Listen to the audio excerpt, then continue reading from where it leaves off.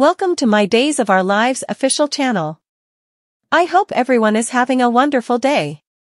Before we begin, please hit the subscribe button and give this video a thumbs up. Holly truth fallout: EJ jealous over Eric comforting Nicole. Days of Our Lives reveal that Xander Cook will take a near look at the substantiation against him and hope he can spin effects in his favor. Sarah Horton will ultimately help Xander as they work to prove that substantiation isn't legal. Meanwhile, Paulina Price will get the results of some follow-up tests to determine whether she's cancer-free. Abe Carver will be right there by Paulina's side as they hope for some positive updates. We should mention that Days spoilers point to a forthcoming procedure for Paulina, so she may not be fully out of the forest land when it comes to her health. Nonetheless, Lexi Carver is looking out for Paulina and Abe, so they should take comfort in that no matter what. Other days say Teresa Donovan will continue to rant about Holly Jonas and all the fermentation that she's unleashed on Tate Black's life. Now that Teresa knows Holly posed as her on a phone call, she'll keep fuming and will advise Tate that she's bad news. Still, Tate obviously still has passions for Holly despite her miscalculations and what they bring him. DOL suggests Teresa will ultimately have a voracious discussion with Tate about connections and how complicated they can be. Although Teresa may come a bit more sympathetic to the fact that Tate's still craving for Holly, she'll remind him of the restraining order again and hope he obeys it. At the DiMera manse, Days say Holly will continue her concession since she just admitted the medicines were hers the night she overdosed. Nicole DiMera might ask if Holly just now flashed back this word, but Holly may contend her recollections swamped back soon after she woke up. Holly has been sitting on this secret and the knowledge that could free Tate, so Brady Black will be furious yet relieved. Brady may lash out at Holly before contending to the halfway house to tell Tate and Teresa about this new development. As for Nicole and EJ DiMera, they'll also have a chance to reply to Holly's secret keeping. Nicole will be especially worried over Holly's deception, but Holly will try to explain her motives and how she was scarified of breaking her mama's heart. Eric Brady will end up assuring Nicole in the fate of Holly's admission, so EJ will light at their close moment and show off his jealous side again. Days of Our Lives spoilers say this could be the launch of Nicole and EJ's marriage drama, so stick with us for prognostications on what's in store for them. Eric busts Holly sneaking booze, Sloane and Melinda attack Leo. Days of Our Lives reveals that Leo Stark nearly came clean at the christening, but he dithered when EJ DiMera hovered to get the authorities involved over the interruption. Leo also saw Sloane Peterson Brady holding Jude Brady and sounded affected by a near statue of the Virgin Mary, so he snappily shifted gears. After Leo confessed that he was covering the christening for the Spectators Society runner, he acted like he demanded authorization for photos. Leo also made a speech about being recognized to be Jude's puck godfather, so most of the crowd was both weirded out and touched over the speech. Once the christening was over, Melinda Trask possessed Leo alone to ask what the hell that dramatic interim was. Leo scolded her for speaking that way in the house of the Lord and acted like it was no big deal since he didn't actually go through with confessing. Latterly, Melinda and Sloane ganged up on Leo outdoors, so he assured them that there's been no farther moments of temptation. Leo explained his reasons for backing out of the concession, including the fact that glum Holly Jonas turned out to be such a mess with Nicole DiMera for a mama. John Black had to step down from the others at one point since he was feeling so shamefaced being in church. Marlena Evans followed John outdoors and formally again tried to give him a vim talk.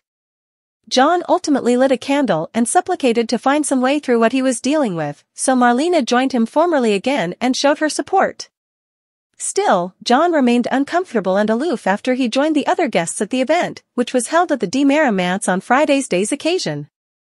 Roman Brady picked up on the fact that Commodity was wrong with John and quizzed Steve Johnson, who claimed it wasn't his story to tell. Back at St. Luke's, Holly and Eric Brady were the last bones in the church since he could tell she demanded to talk. After Holly swore Eric to secretiveness, she cried and came clean about the medicines being hers on New Year's Eve, not Tate Black's. Eric wasn't judging Holly, but he did contend she demanded to tell Nicole and EJ the verity. Holly bothered her mama wasn't strong enough to hear it, but Eric allowed. Nicole was tougher than Holly allowed.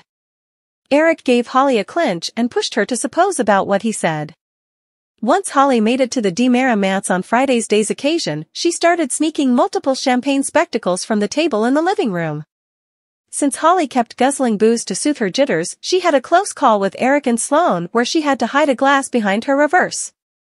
Jude also got fussy during the event on Friday's DOL show, so Nicole took him in her arms and calmed him right down. At the halfway house, Tate continued reading audibly from his journal and also sat down with Teresa Donovan once she arrived. After Tate got updates on Teresa's bifurcation from Alex Kyriakis, he bothered it was because she had to spend so important time on him and all his drama.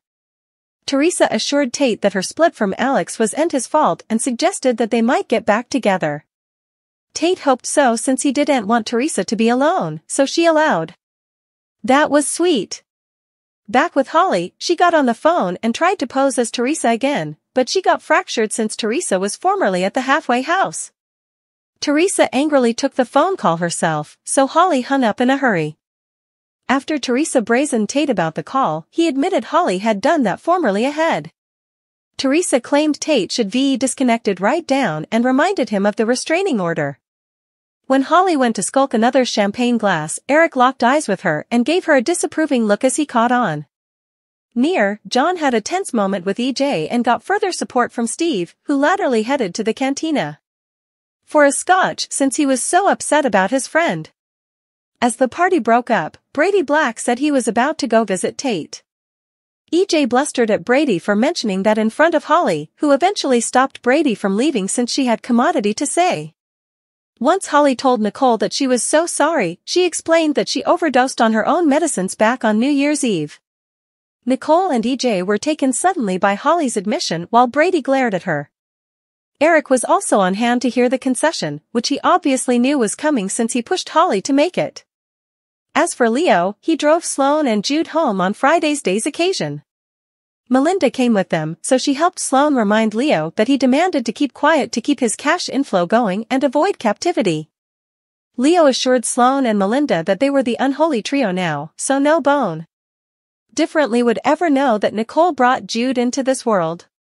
Days of Our Lives spoilers say Melinda, Sloane and Leo's pact will inescapably end in disastrous news. Holly's confession, an oath of silence, Teresa takes action. Days of Our Lives indicate that Holly Jonas may decide it's time to come clean and clear Tate Brady's name.